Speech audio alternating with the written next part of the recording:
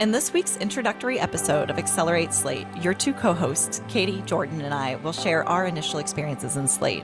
We hope that campus captains will hear our stories and feel like you are not alone. The journey of a captain can be lonely and challenging. We've all had our hardships and can sympathize with you.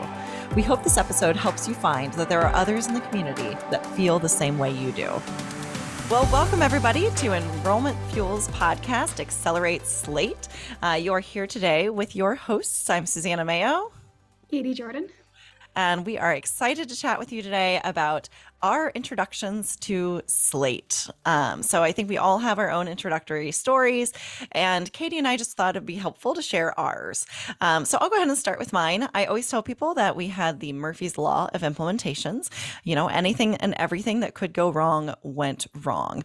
My boss had offered a consulting company to help, and I said, no, we'll get this figured out on our own.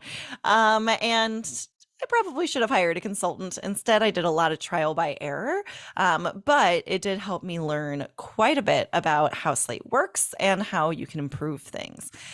So kind of to start at the very beginning, I was named Director of Admissions Operations and Technology in March of 2017. And my first task was to figure out what CRM we wanted to use. So we shopped around and we looked at, a couple of different options. We were using, and I'll use it in quotation marks, Recruiter. We had not moved to Recruit yet. We were so far behind on that implementation that it just was not moving along. So our president had come from a Slate school, so that was kind of the obvious choice and what she was pushing for. And that's the route, obviously, that we went. So we went to Launchpad in May of what year was that? 2017. And our goal was to have our inquiry form live by 4th of July and have our application live Labor Day. So it's kind of an aggressive timeline, especially considering we were hiring a new director, a new associate director, and at the time we were only hiring 2 new admission counselors, and then we ended up hiring 4 new admission counselors because as we went through that implementation process, we started losing more and more people. We also lost our queen of reporting. She was kind of our colleague number 1, and when she heard we were going through a CRM implementation, she said, "You know what? It's a good time to retire." And I thought, okay, well, here we go. So I had gone to Launchpad with 2 of my team members, one of which got a offer for, I should say, got offered an interview for her dream job while we were at Launchpad. So needless to say, she left about a month after we started the implementation project. So then, we're moving along. We were able to get our inquiry form live, our initial communications out right around 4th of July. So I think it was July 7th. And we loaded our inquiries into Slate and started that comm flow. Then, of course, our application went live just before Labor Day, which, by the way, never turn your application on a Friday. That was not our best choice. So we ended up turning it off and turning it on again after Labor Day, just because we needed to be there to troubleshoot any issues that were coming up. From the very beginning, I had talked to our IT team about the integration between Slate and Colleague, and our guy had said, "No worries. When it's time, we're just going to flip the switch, and instead of bringing data over from Recruiter, we'll bring data over from Slate." And I said, "Okay, great." 2 weeks before we were supposed to start that, he put in his 2 weeks notice, and he was the only person on our team who really knew anything about Colleague. We had a new gal who had started in June. That was her beginning time with Colleague, and needless to say, we decided to go with a middleware to help us with that integration, and it took us several months to get it ready to go. And my VP was kind of down my throat to say, "Okay, Susanna, where's my reports? I need comparative reports. I need comparative reports right now." So we rushed to get everything in so that we could actually run the reports that we needed. We rushed to get all the data in so we could run financial aid packages, and it was a little rough. So we finally got the data flowing from Colleague to Slate and Slate to Colleague right around the beginning of February. And then it was after that we realized there were some other, let's say, major issues with the way the data was flowing. The big thing being that we had put all of our inquiries into Colleague before, and the addresses, when they were coming over from Slate, were not updating to show the newest address. So our financial aid office was definitely not thrilled with that. Of course, we were able to kind of convert them over, and luckily 2020 came, and they needed to use Slate the same way we did. So we were able to win them over eventually, but it took a little bit of time. The other thing, of course, that happened during that is we were acquiring, or I should say, reuniting with our seminary. They had Hobson's turning off on, I think, December 1st. So we had to get their application exactly where it needed to be before they turned off Hobson's. And then, as though that wasn't enough, they reorganized our adult and graduate office in the middle of our Slate implementation, which meant that we had to kind of redo half the work we'd done for the graduate side of things during that time frame. So it was a little bit of a mess. We threw everything together and we were definitely flying the plane while we were building it. And so my plan was for year 2 to kind of go in and clean things up. And I completely changed our rounds, completely changed everything else. And then I was named director of admission, of adult, graduate, and seminary recruitment. And I became the seminary recruiter. So there went all of the time that I had planned to use to get Slate where I wanted it to be, right? So finally in year 3, I was able to actually sit down and do what I wanted to do with our instance of Slate and get it where it needed to be. And from then on, it was just building and building and building. One of the best things that I did was I would hold annual or semi-annual meetings where I would ask our admissions teams, like, what do you wish was available in Slate? And I started a group that way I call it the Mountain Climbers, because I wanted more people to have knowledge of how to use Slate and kind of move things along. So we took a small group to Summit, and they were all asked to work on side projects and help with some of the Slate building while we were kind of building out all the pieces on my whiteboard, right? And so, yeah, so that was kind of my introduction to Slate. Obviously, I still love it. It's what I do now all the time for my job.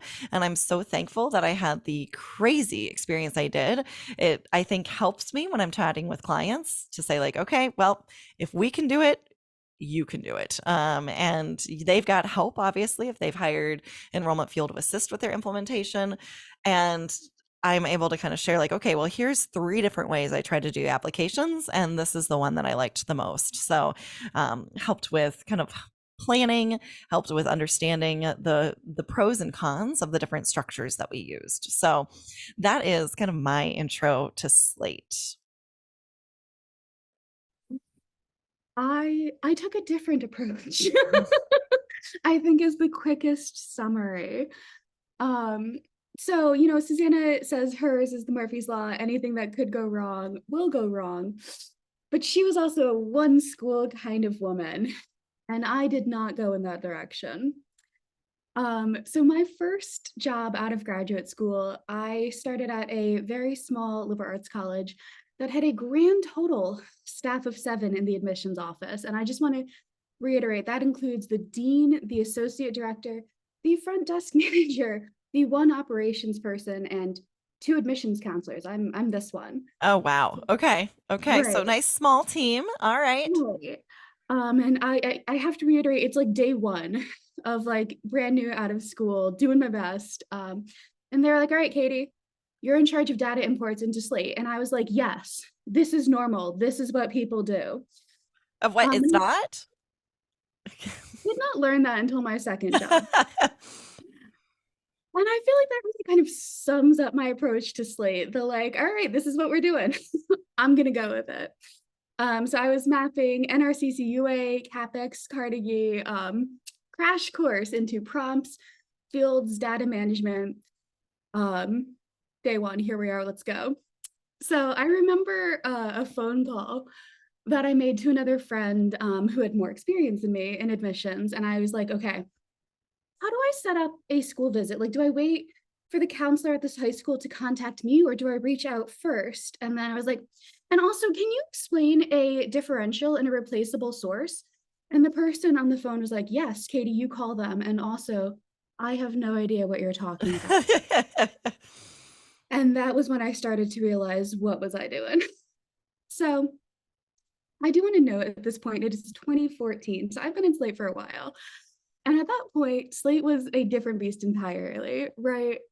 I heard a rumor that I'm just going to repeat here, that at that time there was a wait list for joining Slate due to their size, their capacity. And my tiny, weird little college was moved to like the head of that list, allegedly because Alexander Clark found our underdog story Oh, absolutely stunning. that's fabulous. No idea if it's true, but I've always thought that that was cute, right? So it was very based on a custom SQL. Our operations guy was incredible. I remember having to do things like go into the source and like change the zip code to set up different high school visits. Like he would put in red what we could and couldn't touch. It was great.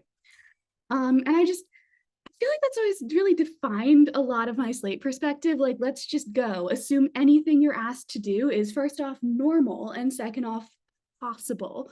Well, Um, go with it, right? I always thought that my favorite bucket on my job descriptions was the other duties as assigned.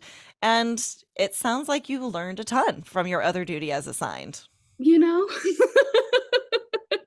There's no getting around that. But yeah, I came into admissions thinking admissions counselor. So my big thing with Slate has always been like, take the Slate talk, make it into something accessible that anyone can understand, and tried to carry that forward with me. From there, I moved to a school that was implementing Slate. I was pulled into conversations like, Katie, you've seen Slate before. Like, is this what it's supposed to look like? But that was a school that actually kept admissions and operations pretty separate. So I was not officially on the implementation team, which Susanna might be learning for the first time right now. Um, Oh, but you're regardless, now a pro at implementations, Katie. It's cool. It's cool. here we are, you know? But I think blah, blah, blah. The good news is with that school, I moved more into events, and I got to move like pretty independently because I could do a lot of things without having to go through operations. And as I say that out loud, I bet they hated me. Mm, well, they might have been frowning at you just a little, but that's okay though. Hindsight, sorry guys. And then from there, I moved to a school that was implementing, and I made it onto the implementation team. This is the biggest team that I had been a part of. I moved kind of gradually from being a team member to leader of the Slate team, which is really cool. Went from events to communications, did like an extremely cool deposit IQ drip campaign, which took me like from events to communications into rules and forms and tabs and reports. And here we are. COVID happened, which kind of similar to Susanna, springboarded me into more Slate, because all of a sudden everything was Slate with a lot of short notice. So Hmm. single-handedly moved orientation into Slate, did heck of a lot of stuff. Also, like Susanna, I did the twice annual conversation with a larger office about like project ideas, problems, wish list items. So I feel like a lot of my time in Slate has been the user experience, admission counselings, and trial by fire.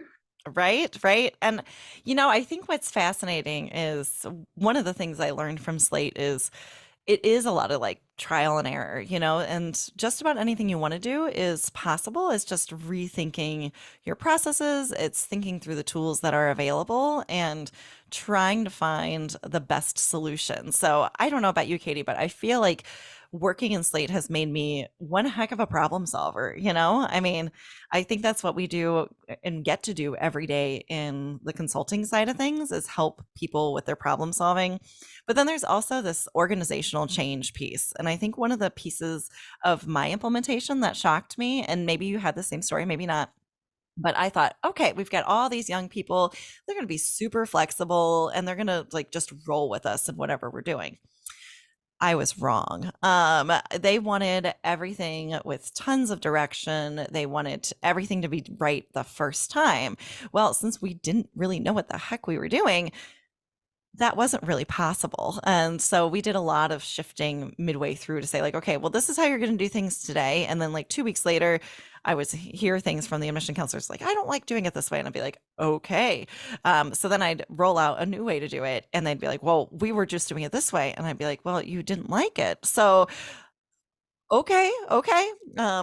Work with me here, people. Work with me, and we will figure out something that's going to be a smoother process for you and something that we can make sustainable for us. Now, granted, that first year, I don't know how sustainable most of our stuff was. It was a lot of like, okay, well, here's the year we're going to use and go.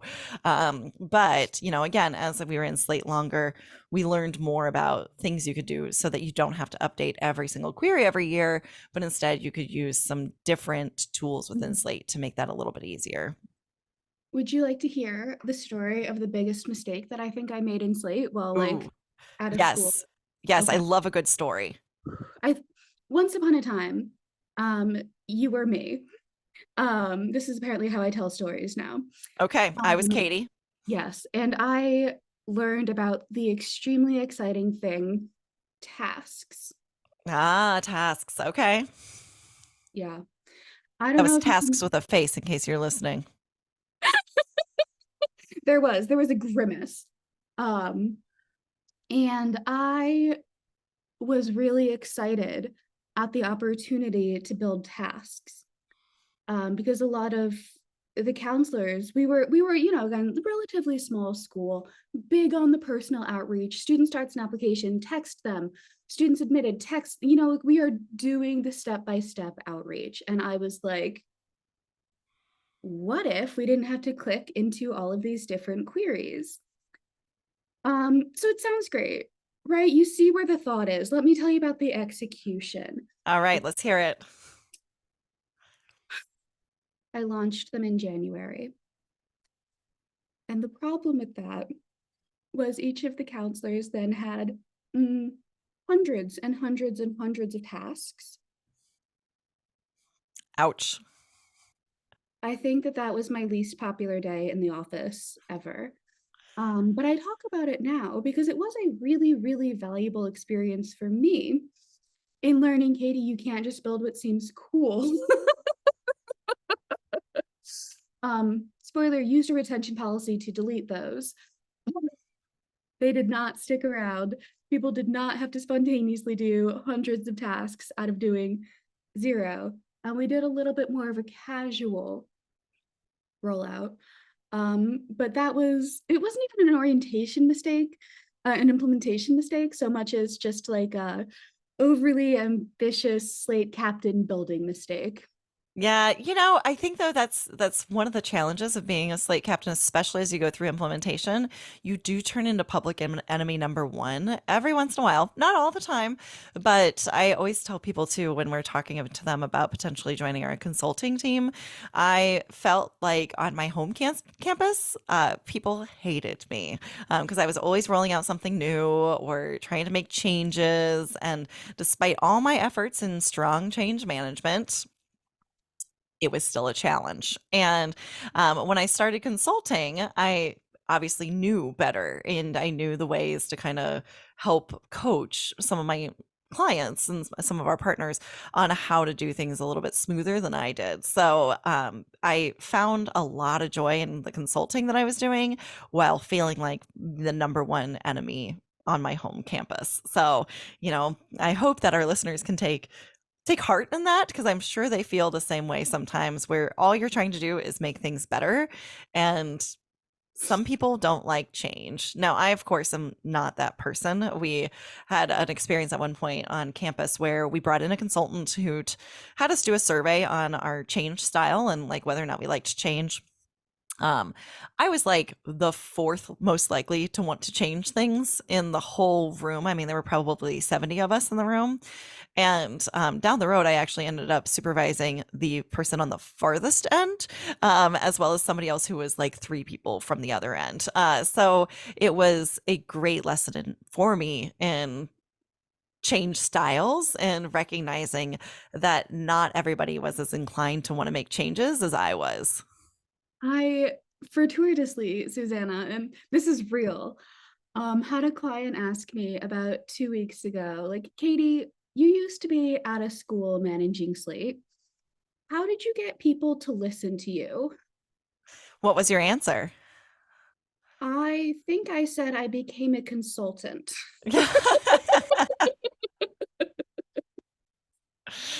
Well, I will say for me, it was getting their buy-in, so those semi-annual meetings I would hold were great in getting people to kind of move things along. But the other strategy I used, like I said, I talked about that, the mountain climber group, is I invited people on to that group that I knew the admission counselors would listen to more than they would listen to me. Even though I was one of them at one point, I was an admission counselor. I did work in adult and grad recruitment. I still struggled to get people to understand that I knew what they needed and what they were going through.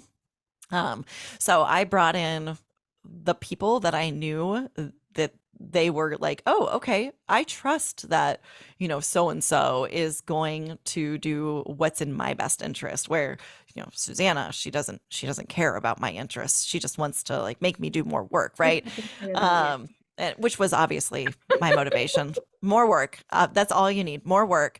But really, that was kind of my strategy: was get the buy-in of people that I knew they trusted, and make sure that they were helping to communicate the changes and helping to communicate with their teams to find out other needs they had, and then had them work on assisting and rolling those things out. So that way, I kind of had somebody else on the team Mhm.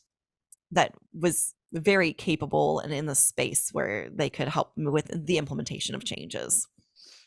I think what I really like is that we have wildly different stories with like two things in common, and here we are. Yeah. So to our listeners, thank you for listening today. We will be back in a couple of weeks with another podcast. So we hope you'll be listening for that.